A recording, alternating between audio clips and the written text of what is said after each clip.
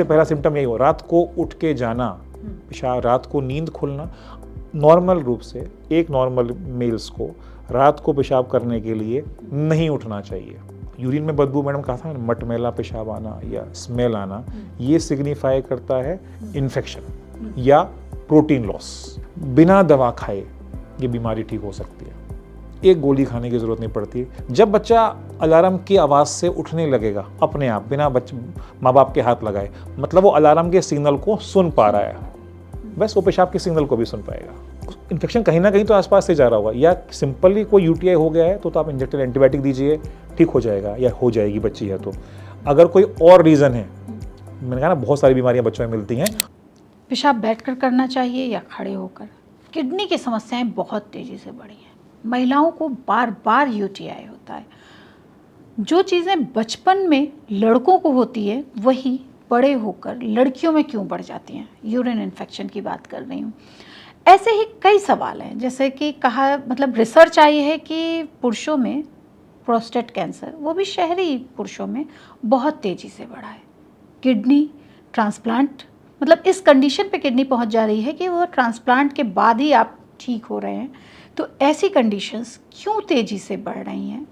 ऐसे कई सवालों के साथ आज हमारे साथ मौजूद हैं डॉक्टर विपिन सिसोदिया, जो कट भी मारते हैं, यानी सर्जन भी हैं। बहुत बहुत स्वागत है सर आपका हमारे शो में। सबसे पहला सवाल जो पुरुषों के लिए किया जाता है कि पेशाब बैठकर करना चाहिए या खड़े होकर, और क्या है सही तरीका? देखिए, बैठ के पेशाब करना या खड़े होकर पेशाब करना, अगर मैं बोलूं, पर से कोई ज़्यादा फ़र्क पैदा नहीं करता है। हाँ, अगर आपके घुटने में दिक्कत है या आप ढंग से खड़े नहीं हो पा रहे हैं तो आप बैठ के पेशाब करें। ये कहा जाता है जो इंसान बैठ के मसल्स अच्छी रिलैक्स होती हैं, तो हम बोलते हैं जो इंसान बैठ के पेशाब कर पाएगा इस एक एज के बाद, थोड़ी बुजुर्ग अवस्था में जाके, वो थोड़ा बेहतर होता है। लेकिन अगर मैं बोलूं किसी जवान इंसान के लिए, जवान व्यक्ति के लिए, तो खड़े होकर पेशाब करना या बैठ कर पेशाब करना, इसमें कोई फ़र्क नहीं है।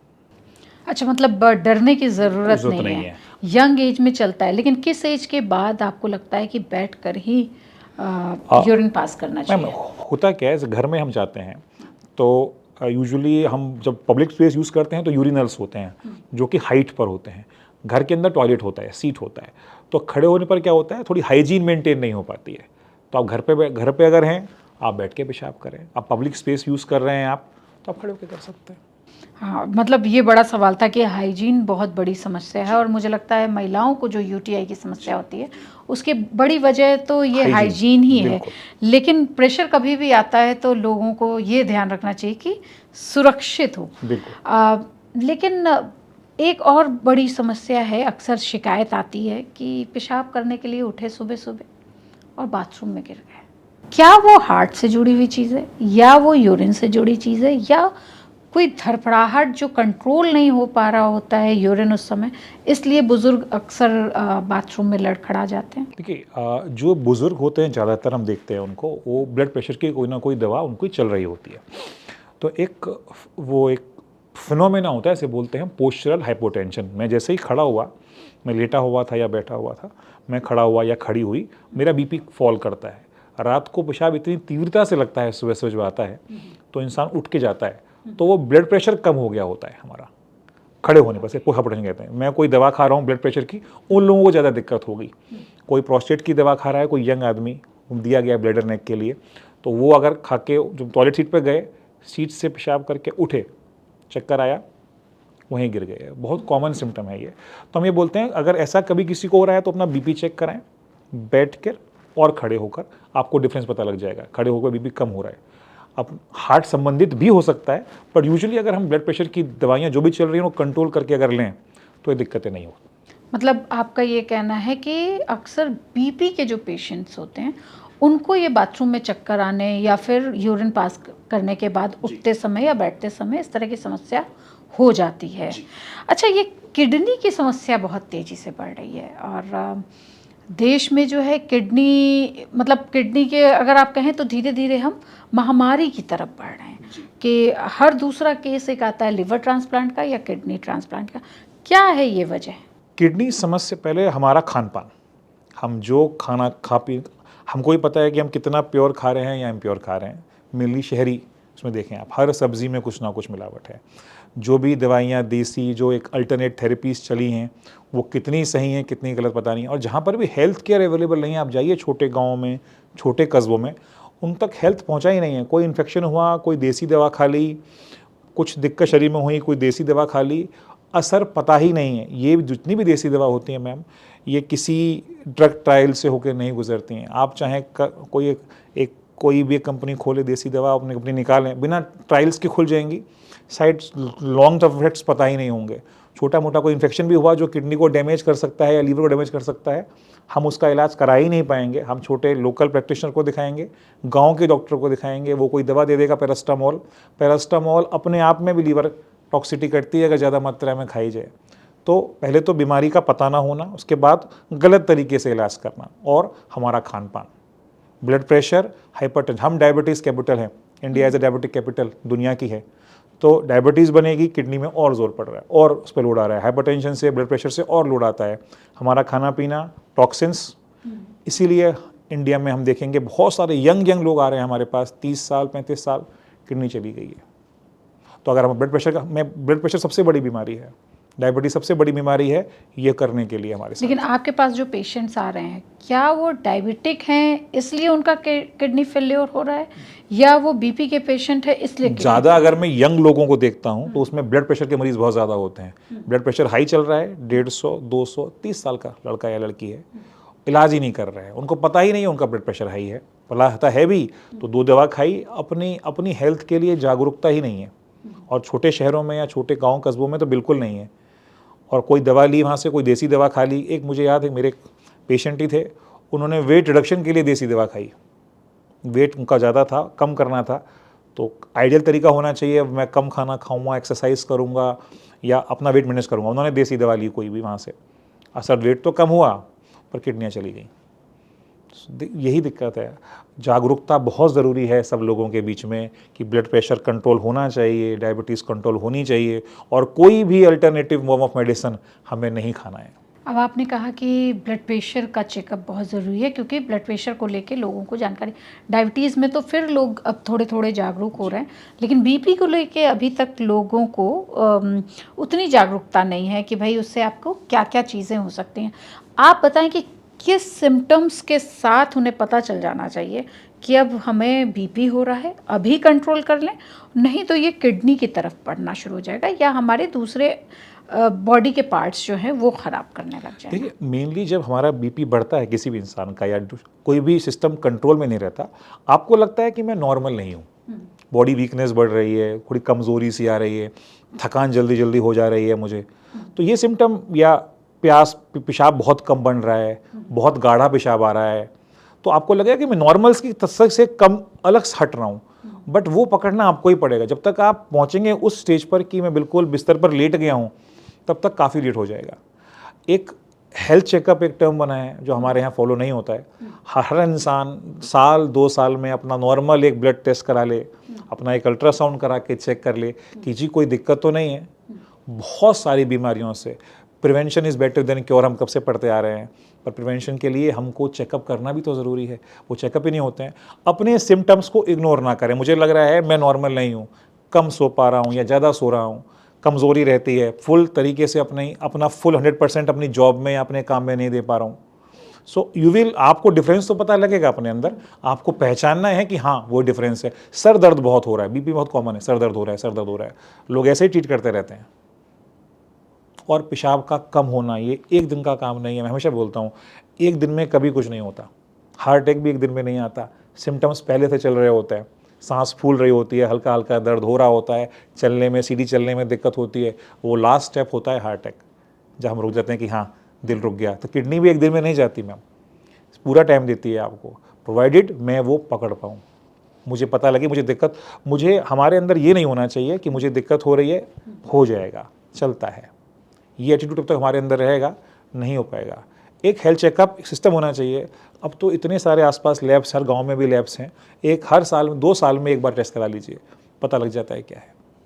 लेकिन आपसे अगर मैं चाहूँ अपने दर्शकों के लिए कि आप बताएं कि वो 5 सिम्टम्स जिससे ये पता चल जाए, जैसे आपने बताया कि यूरिन गाढ़ा होने लग रहा है, कम आ रहा है, नींद नहीं आ रही है, तो वो 5 सिम्टम्स ऐसे बताएं कि अगर जिसको भी महसूस हो कि ये तो मुझे हो ही रहा है, तो वो सीधा डॉक्टर के पास जाए, भले ही वो वहाँ के लोकल डॉक्टर के पास जाए या किसी भी एक डॉक्टर के पास जाए कि भाई मुझे ये सिम्टम्स हो रहे हैं। वो 5 सिम्टम्स मुझे लगता है हमारे दर्शकों देखिए, को पेशाब का कम आना, पेशाब का रंग चेंज होना, बहुत ज़्यादा गाढ़ा आना या लाल लाल रहना, शरीर में कमज़ोरी लगना, मैं अपना काम नहीं कर पा रहा हूँ, पूरी एनर्जी नहीं दे पा रहा हूँ, और मेरे नॉर्मल सिर में भी ब्लड प्रेशर है तो सिर में दर्द रहना, डायबिटीज़ है तो पेशाब का बार बार जाना, मेनली यही मूलतः सिम्टम्स है। आपको लगे, देखिए मैं कहा ना, किडनी जब काफ़ी हद तक ख़राब हो जाएगी तब सिम्टम्स देना शुरू करेगी। नॉर्मल एक पैरामीटर होता है, ऐसे हम बोलते हैं क्रिएटिनिन, तो बॉडी का वेस्ट क्रिएटिनिन के रूप में बाहर निकलता है। मेरा क्रिएटिनिन या नॉर्मल इंसान का क्रिएटिनिन 1.2 अराउंड रहता है, 1 मानता हूँ। वो क्रिएटिनिन जब 1 का 2 हो जाएगा, मतलब 50% मेरी किडनीज कमज़ोर हो गई, मुझे सिम्टम्स आने शुरू नहीं होंगे। सिम्टम्स आने तब शुरू होंगे जब क्रिएटिनिन 2 का 4 पहुँचेगा। तो एक क्रिएटिनिन को 2 क्रिएटिनिन होने में ज़्यादा समय लगेगा, 4 क्रिएटिनिन को 5 क्रिएटिनिन होने में कम टाइम लगेगा। हमारी किडनी 50% ख़राब हो गई, उसके बाद तो फिर और हो जाएगी। तो मेन हमको ये जानना है, पहले तो मैंने कहा ना, हेल्थ चेकअप बहुत ज़रूरी है। आपको लगे मैं अपना फुल नहीं दे पा रहा हूँ बॉडी में, I am feeling some weakness, कमज़ोरी हो गई, उम्र बढ़ी है इसलिए वीकनेस नहीं आई है, मुझे अनटेम्ड लगातार बुखार आए जा रहा है, पता ही नहीं चल रहा है क्यों बुखार आ रहा है, जलन होए जा रही है, पेशाब साफ नहीं आता, कुछ लगता है प्रोटीन जा रही है, वज़न कम हो रहा है। आपने कहा था 5 सिम्टम, वज़न कम होना, पेशाब बार बार जाना, पेशाब की मात्रा कम हो जाना, शरीर का आपको लगे मुझे नींद कम आ रही है, या अपना फुल अपनी 100% एक अलग सी वीकनेस रहना, जो एनर्जी आपके अंदर थी, जो नॉर्मल थे, वो एनर्जी का कम हो जाना, ये बताता है कि शरीर में कुछ खराब चल रहा है। लेकिन ये तो एज के साथ, अगर हम बात करें एज के साथ, तो ऐसे भी हमारी एनर्जी कम हो जाती है। तो फिर अगर 35 का या 40 का कोई भी पर्सन है, या लेडी है या जेंट्स है, तो उसकी एनर्जी तो ऐसे भी कम हो जा रही है। फिर कैसे पहचाने? क्योंकि एक 16 साल का या 18 साल या 20-25 साल का बच्चा, लड़का या लड़की, और एक 40 साल का, तो ये, और 40 साल के बाद ही किडनी में अगर आप बोलें तो वो डैमेज शुरू होता है, तो वो एक थोड़ा सा कन्फ्यूज़न मैंने है। कहा ना आपसे, एक तो एनर्जी लेवल्स एक सिम्टम है। हो सकता है मैं अपना टेस्ट कराऊँ, मुझे अपनी एनर्जी लेवल्स कम लग रहे हैं आज, मेरे सारे टेस्ट नॉर्मल आए, पर इसके साथ मेरा यूरिन का कम आना, मेरा वज़न कम होना, मैं अपना मसल मास लॉस कर रहा हूँ, मेरी अच्छी मसल्स थी। 40 के बाद एवरी मेल एवरी फीमेल वो अपना मसल मास लूज़ करते हैं, तो इसलिए हम बोलते हैं हमको स्ट्रेंथ बिल्डिंग में या मसल बिल्डिंग में काम करना चाहिए, एक्सरसाइज करनी चाहिए। मेरे पापा मम्मी को डायबिटीज़ है, मैं मानता हूँ, उनको हाई प्रेशर है, ब्लड प्रेशर है, मेरे बड़े भाई है, मेरे ताऊ जी को भी था, मामा जी को भी था, मुझे होने के चांस ज़्यादा हैं एक कंपैरिजन में उस इंसान के जिसको ये सब नहीं है। तो मुझे पता होना चाहिए कि मैं ज़्यादा प्रोन हूँ, मैं ज़्यादा रिस्क में हूँ, तो मुझे चेकअप कराना चाहिए। मुझे अपने बॉडी का वेट कम होने का या वो किडनीज के बैठने का वेट नहीं करना है, प्रिवेंशन पहले ही कर लेनी है, बीमारी आने से पहले। अच्छा, आपने अभी बताया कि अगर फैमिली फर्स्ट फैमिली की बात करें, अगर कि अगर आपके परिवार में किसी को डायबिटीज़ है या बीपी की परेशानी है, तो अगर वो आपके फादर हैं, मदर हैं, दादा हैं, दादी हैं, तो इन लोगों को अगर है तो आपको होने के चांसेस ज़्यादा होते हैं, चाहे वो पैटर्नल साइड हो या मैटरनल साइड हो। क्या किडनी के साथ भी ऐसा है कि जैसे हार्ट के लिए कहा जाता है कि अगर आपके यहाँ, या कैंसर के लिए कहा जाता है कि अगर आपकी फैमिली में किसी को कैंसर है या फिर हार्ट की प्रॉब्लम है, तो आप पर्टिकुलर 40 की एज के बाद से अपना चेकअप कराना शुरू कर दीजिए। क्या किडनी के साथ किडनी में भी ऐसी बीमारियां हैं मैम जो हेरिडिटरी में रन करती हैं। एक डिजीज़ होती है, इसे बोलते हैं ऑटोसोमल डोमिनेंट, एक नाम बता रहा हूँ आपको, autosomal dominant polycystic kidney disease, वो डीएनए में रन करती है। हमसे एक का मिला, हमने उनके फैमिली, उनके मदर साइड में काफ़ी लोगों को मिला, उनके भाइयों को मिला, उनकी बहनों को मिला, सबको मिला, तो ये तो जीन्स में रन करता है। बहुत से सिंड्रोम्स ऐसे हैं जो डीएनए की वजह से होते हैं, एक को है, हो सकता है उस परिवार में किसी को ना हो, आपको मम्मी की साइड में मिल गए, पता तो हो मुझे कि हाँ किसको है, तो उसको ना, एक तो क्या है, मुझे कोई दिक्कत होगी मैं किसी को बताऊंगा नहीं, बहुत कॉमन है हमारे यहाँ। अच्छा, ये महिलाओं के लिए तो कहा जाता है, क्या पुरुषों के में भी है, मेल्स में भी है? मेल लोग कुछ चीज़ें तो आदमी या मेल्स बताना नहीं चाहते, कुछ चीज़ें बता देते हैं जहाँ लगता है उनके ईगो पे हर्ट होगा, आप समझ रहे होंगे मैं क्या बोल रहा हूँ, हाँ वो कभी नहीं बताएंगे, पर जहाँ उनके ईगो पे हर्ट नहीं होगा वहाँ वो बता देंगे। मुझे याद एक लड़की आई मेरे पास, उसकी किडनी ख़राब थी, का बिकॉज पथरी की वजह से, पथरी थी उनको पता नहीं चला। ये लड़की की आई थिंक बेटी की लड़की की उम्र होगी अराउंड 20 या 21 साल। मैंने उनकी किडनी निकालनी पड़ी मुझको, प्लान ये था किडनी निकलेगी, तो मैंने उनका दूरबीन की विधि से किया। तो उन्होंने किसी पूरे इलाके में किसी को नहीं बताया उनके पूरे आसपास में कि इनकी किडनी निकली है। उन्होंने कहा जी पित्त की थैली में पथरी थी तो पित्त की थैली निकलवाई है। क्यों कि बता देंगे किडनी निकली है तो बच्ची की शादी होने में दिक्कत आएगी। उनका रीज़न जेन्युइन था, बट ये सोसाइटी में हमारी आज भी है मैम। अच्छा, एक आपने अभी बातों बातों में बताया कि किडनी में पथरी, ये बहुत कॉमन है। इससे क्या बचाव संभव है कि कुछ ऐसा करें हम, पानी ज़्यादा पिएं, बियर का एक बात आती है वो उस पर मैं बाद में आऊँगी, किडनी में पथरी ना हो, इसके लिए हम क्या करें कि हमारी किडनी भी सेफ रहे और हम भी सेफ रहें? देखिए आपने जैसा मुझे बोला अभी, पानी, सब चीज़ों का आंसर पानी ही है। हम भी 70% शायद पानी से ही बने हैं। हर चीज़ में पानी है। दूध में पानी हम सबको बुरा लगता है, याद आता है तो, लेकिन पानी है।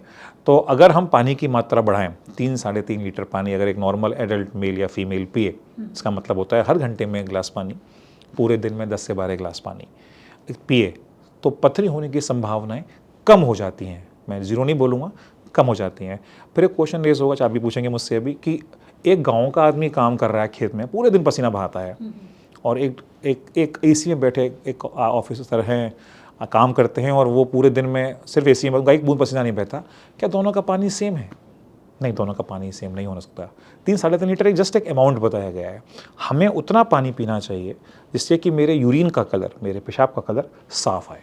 अगर मेरे यूरिन का कलर येलो आ रहा है, मतलब मैं पानी बराबर नहीं पी रहा हूँ या पी रही हूँ। सुबह का पेशाब सबको येलो आता है, बिकॉज हम रात को सो जाते हैं, पानी नहीं पीते हैं। अगर मॉर्निंग का यूरिन मैं छोड़ दूँ, उसके सिवाय जितना भी मैं यूरिन पास करूँ वो अगर क्लियर आ रहा है, नहीं पास करूँ ये तो आंसर ही नहीं है, वो पास करूँ वो क्लियर आ रहा है, मतलब मेरा अमाउंट ऑफ वाटर जो मैंने लिया है वो सफिशिएंट है, एडिक्वेट है।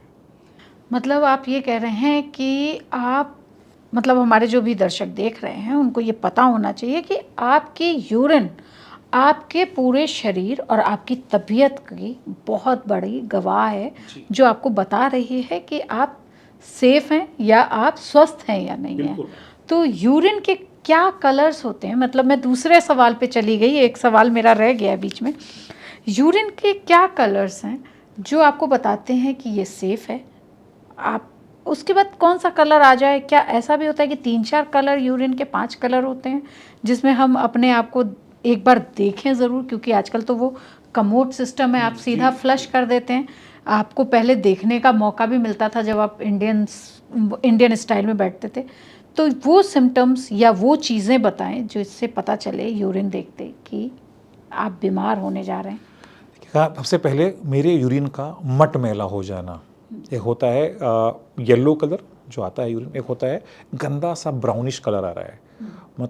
कोई पेशेंट है जो मान लीजिए 45-50 के हैं और यूरिन मटमैला आ रहा है सर, बहुत ज़्यादा बोलेगा, मतलब कहीं ना कहीं शरीर में इन्फेक्शन है, जहाँ से यूरिन बन रहा है और जहाँ से निकल रहा है वहाँ तक। लेडीज़ बहुत कॉमनली बोलती है सर गंदा सा यूरिन आता है एकदम, तो मटमैला सा, उसमें कुछ लगेगा वाइट भी कुछ आ रहा है, तो मतलब वो पस फ्लेक्स होंगे। लाल यूरिन आ रहा है, हम सब समझ में आएंगे कि ब्लड है। अगर आप चुकंदर खाएंगे तो भी लाल यूरिन आएगा कल, तो ये ध्यान रखिएगा। हर कलर कुछ बताता नहीं है और हर कलर को जानने की ज़रूरत भी नहीं है, लेकिन अगर आपने चुकंदर खाया है तो जी रेड आएगा। जो आज तक यूरिन आपको, हाँ। पेशेंट आया मेरे पास, डॉक्टर साहब एक दवा खाने से भी आता है, मैं देते हैं किसी को, तो हमने दवा दी, उनको बताया भी अंकल को कि अंकल आंटी को मैं यूरिन ये दवा दे रहा हूँ, हो सकता है यूरिन लाल आए, परेशान मत होइएगा। रात को वो 3 बजे अस्पताल में थे, डॉक्टर साहब मेरी बीवी का इतना खून बह गया है वो जिंदा नहीं रहेगी रात भर में, तो वो दवा का कलर था। तो हर कलर कुछ कहता है। हाँ, तो खून आना अपने में बहुत बड़ा टास्क है। अगर किसी को भी खून आया है, आपने पूछा था मुझसे साइन सिम्टम्स क्या होते हैं किडनी खराब होने के, पेशाब में खून आना भी बड़ा सिम्टम है जो लोग इग्नोर करते जाते हैं। किसी को पेशाब की थैली में कैंसर है, किसी को स्टोन है, खून आएगा। कोई बीमारी बिना बताए नहीं आती, हम उसको इग्नोर करते हैं, हम जाने देते हैं ठीक है हो गया होगा। पेशेंट आते हैं थैली में बड़े बड़े कैंसर लेके, खून आया था सर मुझे नहीं आया, हाँ 6 महीने पहले तो एक बार आया था, अपने आप ठीक हो गया, दवा खाई मैंने तो। पथरी थी, मटमैला पेशाब आ रहा है, मैंने जी पथरी कभी रही है आपको? कि नहीं सर मुझे आज तक नहीं रही। अल्ट्रासाउंड कराया, इतनी बड़ी पथरी निकली अंदर, पूछिए मत। तो दर्द नहीं होता? घर पथरी दर्द नहीं करती। दर्द हो रहा, दर्द तो हम सोचते हैं दर्द हमारे सबके लिए बुरा है, दर्द अच्छा है हम सबके लिए। अगर हमको दर्द हो रहा है तो मुझे लगता है कुछ शरीर में खराब है और हम जाते हैं डॉक्टर से मिलने, डॉक्टर साहब हमको कोई दिक्कत हुई, दर्द हो रहा है, ठीक करिए। अगर दर्द ना हो तो फिर तो कोई दिखाने ही नहीं आएगा, मैं आपसे बोल रहा हूँ। अगर मुझे डायबिटीज़, मेरी शुगर 400 रहे और मैं खूब 400 में खूब रसगुल्ले या मिठाई या सब कुछ खाऊं और मुझे कोई दिक्कत होने वाली ना हो, मैं डॉक्टर साहब क्यों जाऊँगा? मुझे पता है डायबिटीज़ से दिक्कत होती है मुझको, मुझे पता है अगर क्या नाम है स्टोन अगर दर्द कर रहा है। ऐसे लोग आए मैडम किडनी ख़राब हो गई है, वो रो रहा है, यंग लड़का है, घर में अकेला है, कमाने वाला वही है, मम्मी है साथ में, बहन है और उसकी किडनी ख़राब है। एक ओला में ड्राइवर है, मैं बता रहा हूँ, नाम नहीं बताऊँगा, कुछ नहीं। तो ओला में ड्राइवर है, कह रहा है सर साहब मेरी दर्द नहीं हुआ, एक बार भी दर्द हुआ होता ना सर तो पक्का भाग के आता, मेरी किडनी बचा लीजिए। तो कभी कभी आप आंसरलेस होते हो कि अब तो ये किडनी पड़ी हुई है, काम तो कर ही नहीं रही, दूसरी किडनी चल रही है आपकी। सो हर बीमारी अपने बारे में बताती है, वर्ड आप समझने वाले हो। तो अगर आप दर्द से परेशान होते हैं ना, तो परेशान ना होइए, वो आपको कोई सिम्टम बता रही है कि आपके शरीर में कुछ गड़बड़ हो रहा है। अच्छा, एक चीज़ और आपने बताई कि प्रोस्टेट कैंसर जो है वो बहुत तेज़ी से शहरी युवाओं में बढ़ रहा है, मतलब पहले एक समय था 60+ के लोगों को होता था, लेकिन अब जो रिसर्च आ रही है 2024 में तो 49,000 लोग जो अपने देश में हैं उनकी रिसर्च आई है कि उनको प्रोस्टेट कैंसर, उसमें काफ़ी लोग मर गए हैं क्योंकि उनको पता ही नहीं चला। प्रोस्टेट कैंसर कब होना शुरू हो जाता है, या प्रोस्टेट कब अलग तरीके का एक्ट करने लग जाए कि युवाओं को, क्योंकि अक्सर वो नज़रअंदाज करते हैं, जैसा कि आप बार बार हमारी बात हो रही है, तो कैसे समझें कि हाँ ये प्रोस्टेट जो है वो गड़बड़ कर रहा है? पहले तो प्रोस्टेट एक ग्रंथ होता है, ग्लैंड होता है, अखरोट के साइज का होता है मैम, पेशाब की थैली के पास होता है, पेशाब की नली वहीं से निकलती है। तो हम बोलते हैं जैसे भी कोई भी मेल आदमी, उसकी उम्र 40 के बाद होगी वो प्रोस्टेट बढ़ना शुरू हो जाता है। 50 के बाद आके वो थोड़ी सी दिक्कतें कॉज करने लगता है, हर किसी में नहीं, किसी में। जैसे आपने कहा प्रोस्टेट कैंसर, प्रोस्टेट जब उम्र के साथ बढ़ता है तो पेशाब में दिक्कत करने लगता है। किसी को जैसे बॉडी में कहीं पर भी कैंसर हो सकता है, प्रोस्टेट में भी कैंसर हो सकता है। हुआ क्या है, एंड इतने अच्छा हेल्थ सिस्टम हो गया है दुनिया का, हमारा भारत का भी, अभी तो बोलूँगा आपसे, हमारा जो लाइफ एक्सपेक्टेंसी है वो बढ़ गई है। तो हमको जो कैंसर शायद एक पेशेंट जो 60-70 साल पे चले जाते पहले, वो 80-85 साल या 90 साल जी रहे हैं। तो जैसे जैसे उम्र बढ़ती जाएगी, एज बढ़ती जाएगी, कैंसर प्रोस्टेट चांस बढ़ जाते हैं। मैंने कहा आपसे स्मोकिंग या ये सब जो हमारा जो भी हमारे साइड फैक्टर्स हैं वो सब तो हैं, कुछ जेनेटिक फैक्टर्स भी होते हैं। मुझे पता है, आपने कहा था फैमिली में, मैं जानता हूँ एक पेशेंट को, उनके बड़े भाई को भी था, वो भी हैं, उनको भी है, उनके फादर को भी था। तो फैमिली में भी रन करता है। अगर मेरे फादर को है, पेशेंट बहुत समझदार आते हैं, डॉक्टर साहब मेरे फादर को हुआ था, प्लीज़ मेरा चेक करिए, मुझे तो नहीं है, तो हम चेक करते हैं। प्रोस्टेट कैंसर डिफरेंट कैसे बिहेव करेगा प्रोस्टेट के साथ, ये थोड़ा सा डिफिकल्ट टास्क है।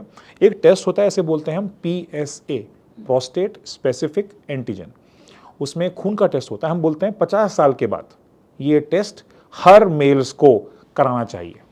ये स्क्रीनिंग टेस्ट है, जिससे कि पता, अगर टेस्ट नॉर्मल आता है 2 साल बाद रिपीट करिए। गाइडलाइंस बनी हुई हैं, ये गाइडलाइंस अमेरिका में भी लागू होती हैं, यूरोप में भी लागू होती हैं, इंडिया के लिए भी लागू होती हैं। बस मैंने कहा ना आपसे, थोड़ा हेल्थ इशू, थोड़ा हमारा गांव में जाकर तो पीछे रह जाते हैं, और कुछ पढ़े लिखे लोग, तो उनको लगता है कि नहीं, मुझे भी लगता है कि मैं अभी तो मैं जवान हूँ, ज़िंदगी ऐसी चलती रहती है। तो PSA का टेस्ट 50 साल के बाद हर 2 साल में या 3, एक बार नॉर्मल आता है, हर 2 साल में 3 साल में रिपीट होना चाहिए। इससे क्या होता है, हम प्रोस्टेट कैंसर को एक बहुत अर्ली स्टेज में पकड़ लेते हैं। आपने कहा इंसिडेंस इतना बढ़ क्यों रहा है, इसीलिए बढ़ रहा है। जो शहरी लोग हैं वो PSA ज़्यादा कराते हैं। टच में आगे सारी लैब्स आती हैं, आप टेस्ट कराइए, आपको पैकेज दे देंगे, हेल्थ पैकेजेस आएंगे कि ये टेस्ट कराइए, अगर अलग अलग टेस्ट कराएंगे आप तो ज़्यादा पैसे पड़ेंगे, सारा पैकेज दे देंगे आपको, PSA उसके साथ होता है। तो हम PSA की वजह से ज़्यादा कैंसर डिटेक्ट कर पाते हैं। इसका नुकसान ये है, कैंसर ओवर ट्रीट भी हो जाता है कभी कभी। अच्छा, मतलब कि अगर एक कैंसर है, मान के एग्जाम्पल दे रहा हूँ, एक 75 ईयर के मेरे पास बाबूजी आए, उनको कैंसर है, शायद वो कैंसर, प्रोस्टेट कैंसर बड़ा धीमे बढ़ने वाला कैंसर है। अगर मैं ऊपर वाला बोले कोई एक कैंसर लेना है तो मैं बोलूँगा प्रोस्टेट कैंसर ही ले लीजिए, क्योंकि वो काफ़ी धीमे पड़ता है, प्रोवाइडेड 90% लोगों में, ना कि 100% लोगों में। कहीं कहीं बहुत एग्रेसिव भी होता है। प्रोस्टेट कैंसर धीमा बढ़ने वाला कैंसर है। हम बोलते हैं ज़्यादातर इसमें मौत कैंसर से ना होकर बुढ़ापे से होती है। अच्छा। धीमा पड़ता है, अगर इलाज कराया जाए तो समय मिल जाता है। किसी का फैला हुआ कैंसर भी है तो भी 6-7 साल दे जाता है, प्रोवाइडेड ढंग से इलाज कराया जाए। एक बाबूजी मैंने कहा मेरे पास पेशेंट आए, 75 ईयर्स के हैं, प्रोस्टेट मुझे मिल गया कैंसर, छोटा सा फोकस था, मैंने ट्रीट किया। मुझे लगा अगर शायद वो नहीं मेरे पास आते, वो कैंसर आज भी मैं वॉच ही कर रहा हूँ उनको, आज वो 85 के 10 साल हो गए, वो आज भी सही चल रहे हैं। तो ये टेस्ट के कुछ नुकसान भी हैं। फ़ायदा ये है जो एग्रेसिव कैंसर होते हैं उनको हम जल्दी पकड़ पाते हैं, जल्दी काम कर पाते हैं, तो रिजल्ट्स बहुत अच्छे निकलते हैं हमारे। ओके। और अगर मैं बात करूं कि इसमें आपने लाइफस्टाइल की बात की, तो क्या अंडरवेयर या टाइट पैंट्स या जीन्स, क्या ये भी कोई फैक्टर होता है क्या? ऐसा कोई फैक्टर जितने भी लिटरेचर्स हैं कहाँ पर भी है, कहीं भी ऐसा रिपोर्टेड नहीं है मैम। हम बोल सकते हैं पर ऐसा कुछ है नहीं, ये सिर्फ भ्रांतियाँ हैं। आप जो मन चाहे पहनिए, जैसा मन चाहे पहनिए, जैसा मन चाहे रहिए, बस खुश रहिए, ये इम्पोर्टेंट है। अच्छा, हम लोग किडनी की बात कर रहे थे, किडनी के स्टोन्स की भी बात कर रहे थे। अक्सर कहा जाता है कि बियर पी लो ठीक हो जाओगे। ये बहुत कॉमन है। मैं रोज़ आता हूँ, मेरी ओपीडी में रोज़ पेशेंट्स आते हैं, मैं रोज़ उनसे मिलता हूँ और रोज़ मुझे पूछा जाता है डॉक्टर साहब क्या बियर पिए हमारी पथरी निकल जाएगी? तो मैं उनको हमेशा ये बोलता हूँ उनके पूछने से पहले कि शायद आपके मित्र, आपके हितैषी आपको बोलेंगे बियर पीजिए। किसी की वाइफ हो रही होती है तो वो हंस रही होती है कि हाँ मुझे इन्होंने कहा था, तो कि लेकिन मैंने कहा बियर आप बियर पीने के लिए पीजिए, आपको पीनी है तो स्टोन्स के लिए मत पीजिए। अगर कोई भी फॉर्म ऑफ एल्कोहल आप लेंगे, चाहे वो बियर हो चाहे किसी अदर फॉर्म में हो, वो आपके स्टोन फॉर्मेशन का रेट बढ़ाएगी, कम नहीं करेगी। आप पानी पीजिए, ज़्यादा अच्छा असर करेगा। आप जूस पीजिए, अच्छा असर करेगा।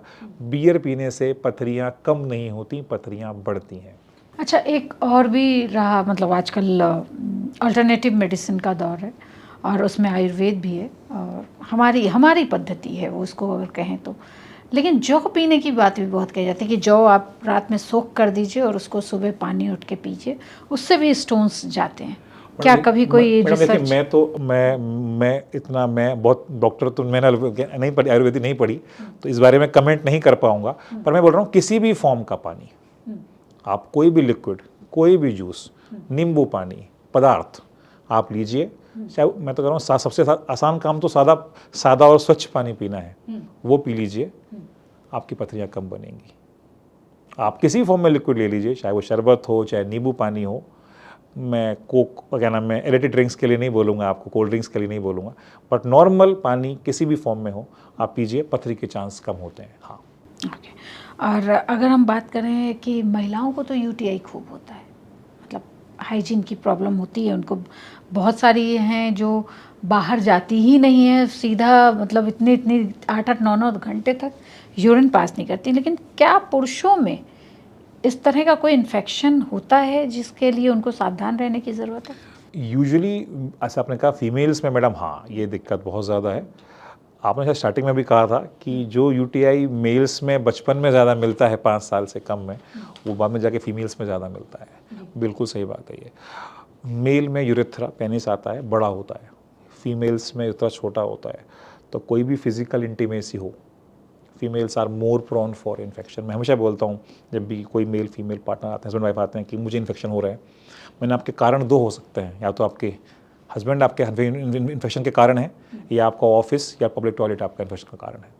सो बहुत सारे पी सेफ करके बहुत सारे केमिकल्स हैं मैडम, बहुत सारी चीज़ें हैं ऐसी जो लेडी यूज़ करती हैं। आजकल एक नई जो मैं सुनता हूँ, बताता भी हूँ, लेडीज़ सीट पे बैठती नहीं है। अगर आप ऐसी जगह, आप बाहर जा रहे हैं, you are going for a long ride, आपको जाना है कहीं दूर, 5-6 घंटे का सफ़र है, आपको यूरिन लगा, या तो आप खेत में जाइए, फिर भी बेहतर है।